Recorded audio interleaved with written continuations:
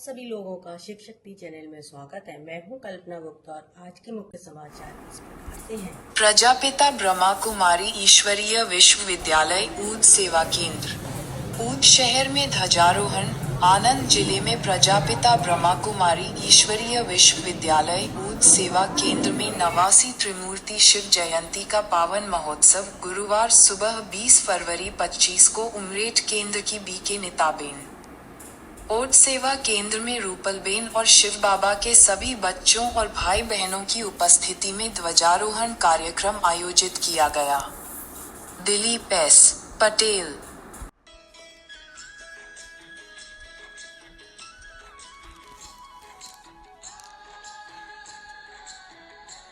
સૌ ખડે પગે ઊભા છે માટે ક્યારેય ઝંડો બેસીને નથી લહેરાવતો। ઝંડો હંમેશ બધા બેઠા હોય ને તો પણ આપણે કે ચાલો ઝંડો લહેરાવીએ છીએ, બધા ઊભા થઈ જાઓ, પગે ઊભા છે, સાવધાન। આ સંદેશો આપણને આ ઝંડો આધિકના દિવસો છે।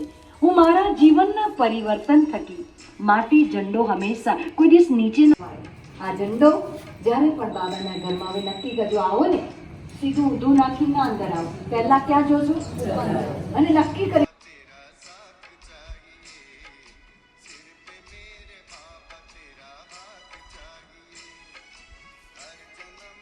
खरेखर फळियावाळा जे पण तो બધા બહુ લકી છે કે આ ઝંડો આ દર વર્ષે સૌની સુરક્ષા માટે નિમિત્ત બને છે। અહીંયા ગમે તેવી આત્માઓ, ગમે તેવા વ્યક્તિઓ આ સ્થાન પર ઘૂસી શકતા નથી।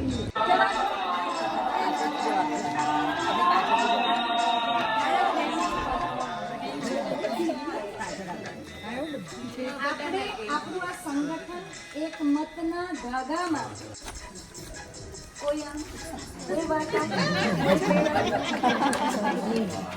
મને જોવું છે બધાના હાથમાં, કોઈ સંકોચ નહીં કરે, બેભાન ના હોવું જોઈએ અને બધાના હાથમાં અને કેટલી મોટી રોડ છે, આટલી મોટી કોઈ વાત નથી। જે હોય આપણે એક બોલો જરા, આપણે એક માળાના રોવાયેલા છે।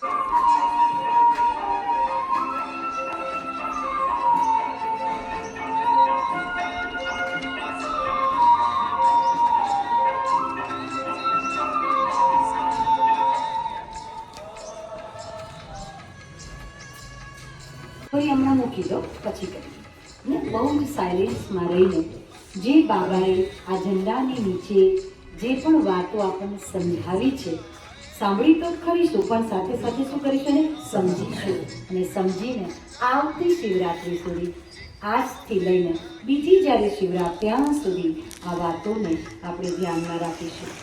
90 शिव जयंती के पावन पर्व पर ये प्रतिज्ञा है।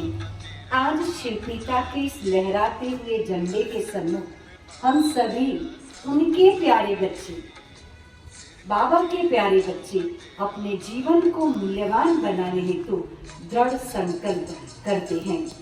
सदा परमात्मा स्नेह में બધા જ બોલશે સદા પરમાત્મ સ્નેહ में समाते हुए मन जीत जगत जीत बनेंगे मन जीत जगत जीत बनेंगे साक्षीपन की स्थिति द्वारा हर परिस्थिति में अचल अडोल रहेंगे अविनाशी प्राप्तियों से संपन्न बन सदा संतुष्ट रहेंगे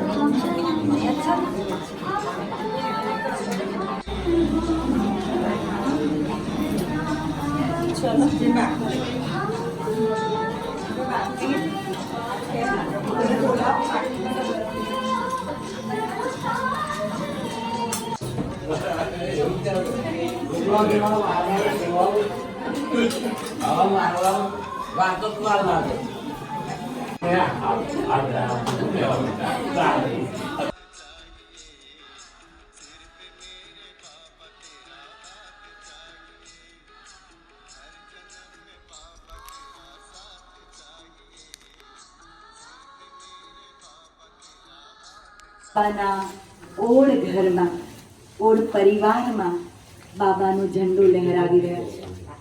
વાસ્તવમાં આ 89મી શિવ જયંતિ આપણને સૌને સંદેશ આપે છે કે આપણે આપણી અવસ્થા દ્વારા આપણી સ્થિતિ દ્વારા સૃષ્ટિના પરિવર્તન માટે તૈયાર રહેવાનું છે. અનેક પડકારોનો સામનો આપણે કરવાનો છે અને એની સાથે સાથે શારીરિક માનસિક અને સોશિયલ જેને કહેવાય સંબંધોની તંદુરસ્તીને પણ આપણે જાળવવાનો સમય એ અત્યારે આવી ચૂક્યો છે. માટે જ્યારે જ્યારે પણ આપણે બાબાનો ઝંડો લહેરાવીએ છીએ ત્યારે સૌથી પહેલા તમે જોતા હશો જૂના ઝંડાને ઉતારી દઈએ છીએ. આ સમજવા જેવી વસ્તુ છે. જ્યારે પણ દર વર્ષે બાબાનો ઝંડો લહેરાવીએ, ઝંડો સારો પણ હોય તો પણ આપણે જૂના ઝંડાને ઉતારી દઈએ છીએ અને નવો ઝંડો બાંધીએ છીએ અને બાંધ્યા પછી લહેરાવીએ છીએ. તો જૂનો ઝંડો ઉતારવો ઇટ મીન્સ આજે પણ ભગવાને પોતાના મહાવાક્યોમાં કીધું કે જે પણ આજના દિવસ સુધી અત્યાર સુધી મારી અંદર જે પણ જૂનાપણું છે જેને કહેવાય બાબા અને જૂનું છે, પાસ્ટ છે, વીતી ગયેલું છે, એને શું કરી દેવાનું છે? ઉતારી દેવાનું છે, કાઢી નાખવાનું છે, ભૂલી જવાનું છે. કાલે શું હતા, કાલે શું કરતા હતા, પહેલા શું થયું હતું, પહેલા મેં આવું કર્યું હતું, આ બધું જ આજે જ્યારે ઝંડો લહેરાવીએ ભાઈ બહેનો, આપણો ઝંડો છે, આ મારા બાબાના ઘરનો ઝંડો છે, મારા બાબાની પ્રત્યક્ષતાનો ઝંડો છે. અને ઝંડો લહેરાવતા પહેલા આજે હું મારી અંદર, હું તમને મારી અંદર જે પણ જૂનાપણું છે, પહેલાનાપણું છે, એ આજે હું શું કરીશ? આપણે એક કરવા છે ને, બાબાને પ્રત્યક્ષ કરવા છે કે નહીં? કરવા છે ને. તો આપણે સૌએ અંદર રહેલું એ પાસ્ટપણું, એ જૂનાપણું હવે એને ઉતારી દેવાનું છે અને નવા ઝંડાને અંદર ફૂલો મૂકીને, અંદર સુગંધ મૂકીને, અંદર ચોકલેટ અને મીઠાઈ સારી વસ્તુ મૂકીને શું કરવાનું છે? બાંધવાનું છે. અર્થાત પ્રતિજ્ઞા કરવાની. બાંધવું એટલે એને કે બાંધી લો, ગાંઠ બાંધી લો, હવે સમય આવો આવવાનો છે, થોડું